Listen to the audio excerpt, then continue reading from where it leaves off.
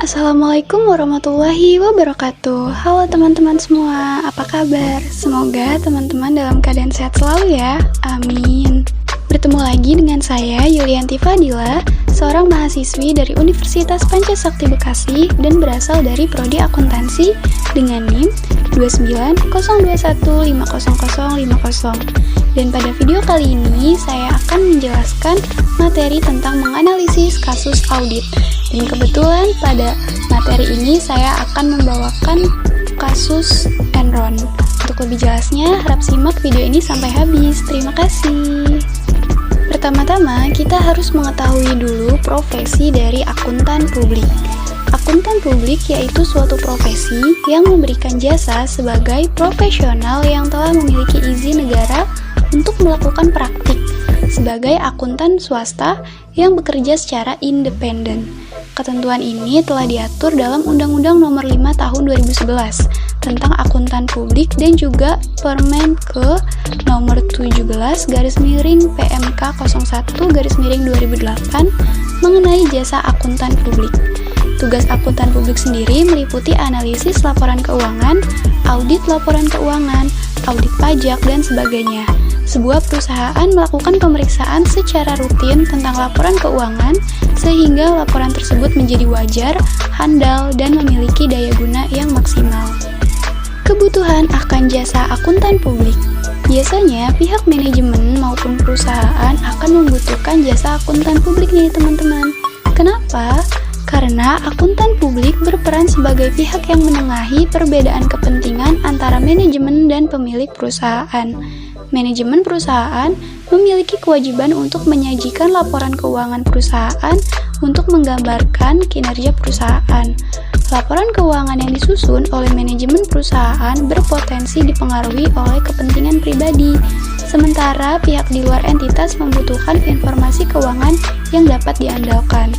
Auditor sebagai pihak yang menyediakan fungsi audit diharapkan mampu menjembatani kepentingan dari pihak manajemen maupun pihak stakeholder. Kriteria kantor akuntan publik. Berikut ini beberapa kriteria kantor akuntan publik terbaik yang perlu kamu ketahui. Yang pertama, memiliki sertifikasi profesi. Akuntan publik yang sudah memiliki sertifikasi CPA atau Certified Public Accountant menandakan bahwa mereka sudah memiliki gelar sebagai akuntan profesional paling berkualifikasi. Yang kedua, pengalaman. Akuntan publik yang sudah berpengalaman biasanya lebih andal untuk melakukan penanganan keuangan dalam berbagai situasi yang kompleks. Yang ketiga, aksesibilitas. Akuntan publik yang profesional harus selalu dapat diandalkan kapanpun dan dimanapun saat dibutuhkan oleh kliennya. Karena itu, aksesibilitas merupakan hal yang sangat penting. Yang keempat, reputasi. Semakin tinggi tingkat kepuasan klien, maka menandakan bahwa kantor akuntan publik tersebut merupakan kantor yang terpercaya yang mampu membina hubungan baik dengan setiap klien yang mereka miliki. Yang kelima atau yang terakhir adalah pelayanan. Alangkah baiknya jika kantor akuntan publik menawarkan berbagai jasa lainnya seperti penasihat bisnis, hukum, audit, dan lain sebagainya. Bentuk atau kesalahan yang dilakukan oleh kantor akuntan publik dalam kasus Enron. Sebelum kita bahas bentuk atau kesalahannya, mari kita bahas tentang kasusnya terlebih dahulu. Perusahaan energi asal Amerika mengguncang dunia pada awal tahun 2000-an, namun bukan karena prestasi, melainkan karena manipulasi dan kejahatan akuntansi. Enron bersama kantor akuntan Arthur Andersen terbukti bersalah menggelembungkan hasil kinerja keuangannya. Akibat skandal Enron ini, The Wall Street terguncang. Terjadi kerugian yang sangat besar hingga mencapai lebih dari 60 juta dolar Amerika di pasar saham. Karena skandal Enron ini, Amerika yang dikenal sebagai negara superpower tersebut mengalami krisis keuangan. Tidak hanya itu, dampak dari krisis keuangan Amerika itu berefek domino terhadap perekonomian secara global. Karena dampak skandal Enron yang cukup parah, Amerika Serikat pun perlu menerbitkan Undang-Undang Sarbanes-Oxley untuk menghindari kasus serupa. Skandal Enron ini merupakan kejahatan akuntansi yang menjadi salah satu yang paling parah dalam sejarah. Motif dari kejahatannya adalah dengan menggelembungkan kinerja keuangan sehingga terlihat sangat tinggi untuk mendapatkan perhatian investor. Bahkan, Enron juga menyembunyikan hutang yang dimilikinya untuk mengelabui publik. Kinerja keuangan Enron pada kisaran tahun 1998 hingga tahun 2000 terlihat sangat bagus. Padahal Enron ternyata menggelembungkan pendapatnya hingga sebesar 586 juta dolar sejak tahun 1997. Setelah kasus ini tercium publik, saham Enron langsung jatuh serta tidak lama kemudian mengalami kepailitan. Secara otomatis, para pemegang saham Enron pun langsung merugi besar. Kejadian ini berimbas terhadap kepercayaan investor secara umum. Terjadi distrust yang sangat tinggi sehingga para investor menjadi skeptis dalam berinvestasi di pasar saham pada saat itu. Dari skandal Enron ini mengajarkan kepada dunia mengenai pentingnya etika profesi seorang akuntan. Meskipun tidak dianggap sebagai profesi yang sangat prestisius, peran seorang akuntan sangat penting bagi stabilitas perekonomian. Tindakan seorang akuntan yang tidak memiliki etika profesi bahkan dapat memicu terjadinya krisis seperti yang terjadi pada skandal Enron. Tindakan curang dan manipulatif yang dilakukan seorang akuntan dapat menjadi awal kehancuran perekonomian. Kondisi laporan audit yang disampaikan dalam kasus Enron. Enron di tahun 1996 membukukan pendapatan senilai 13,2 miliar US dollar. Sementara tahun 2000 perusahaan ini telah membukukan 100,7 miliar US dollar atau telah bertumbuh senilai 7 kali lipat dalam waktu 5 tahun terakhir. Namun sayangnya, pertumbuhan tersebut tidaklah seindah yang tercantum di laporan keuangan, karena ternyata sejumlah praktik manipulasi telah dilakukan oleh Enron untuk mempercantik laporan keuangannya. Selain itu, ada berbagai jenis kecurangan yang dilakukan Enron. Di antaranya, yang pertama, menggelembungkan nilai Mariner Energy dari 185 juta US dollar menjadi 366 juta US dollar. Dari perlakuan akuntansi, terciptalah pendapatan fiktif sebesar 181 juta US dollar. Lalu yang kedua, menjual arus kas di masa yang akan datang dengan nilai yang sekarang untuk menghasilkan sejumlah pendapatan fiktif lainnya. Hanya saja masalah timbul karena Enronlah yang menjamin future income stream atau arus kas di masa yang akan datang dan menciptakan penjualan akuntansi tanpa disertai laba dan keuntungan yang nyata. Lalu yang ketiga, meminjam dalam jumlah besar untuk dana operasional. Sebagian pinjaman ini, sekitar 8 miliar US dollar, sengaja disalah klasifikasikan sebagai perdagangan energi berjangka atau trades of energy futures. Dana pinjaman lainnya diberi judul arus kas dari kegiatan perdagangan atau cash flow from trading activities. Lalu yang keempat, menyalahgunakan special purpose entities atau SPE. Di antaranya untuk menyembunyikan kerugian besar di anak perusahaan yang dimiliki dengan menciptakan agreement tertentu untuk menutup kerugian anak perusahaannya. Etika profesi yang dilanggar. Enron telah melanggar etika dalam bisnis dengan melakukan manipulasi-manipulasi guna menarik investor.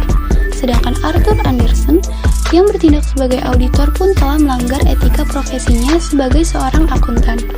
Arthur Andersen telah melakukan kerjasama dalam memanipulasi laporan keuangan Enron. Hal ini jelas Arthur Andersen tidak bersikap independen sebagaimana baiknya seorang akuntan.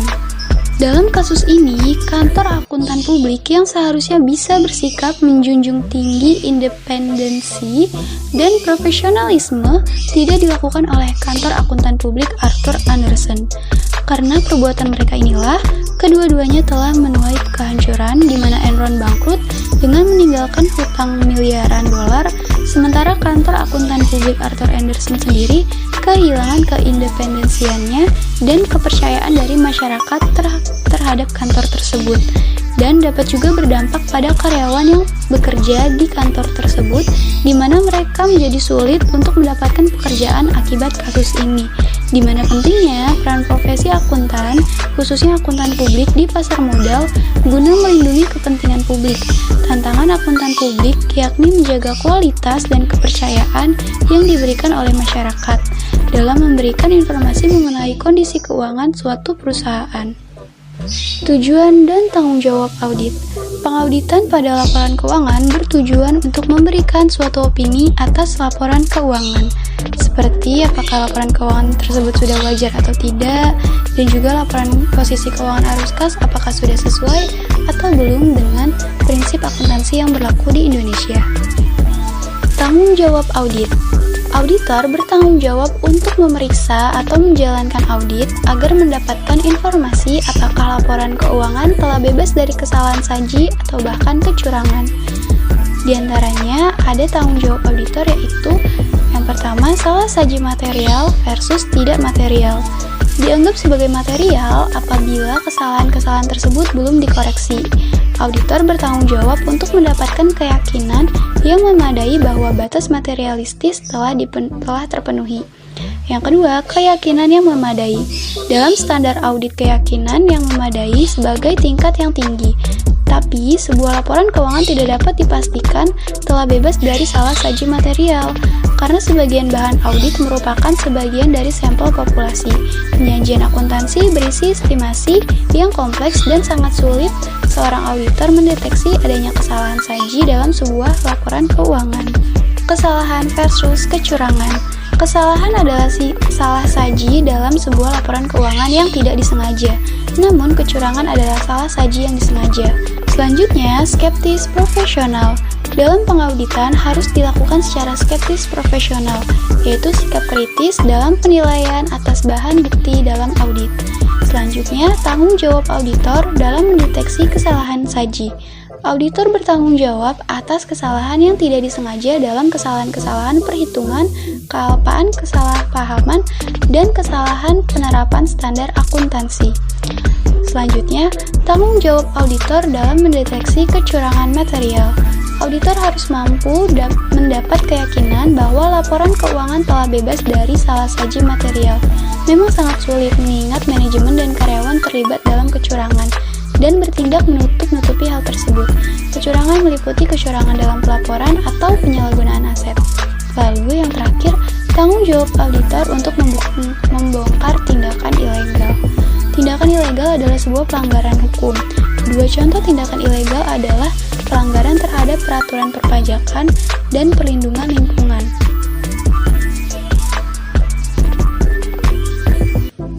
Tindakan ketika auditor mengetahui adanya tindakan ilegal adalah: 1. Mempertimbangkan terhadap laporan keuangan.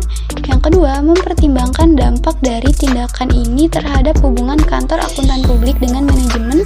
Yang ketiga, auditor harus mengkomunikasikan dengan komite audit untuk meyakinkan bahwa mereka mengetahui adanya tindakan ilegal tersebut. Baik teman-teman, sekian penjelasan dari saya mengenai materi tentang menganalisis kasus audit. Mohon maaf apabila ada kesalahan dan semoga apa yang saya sampaikan dapat dipahami dengan baik. Terima kasih telah menonton video ini sampai habis. Wassalamualaikum warahmatullahi wabarakatuh.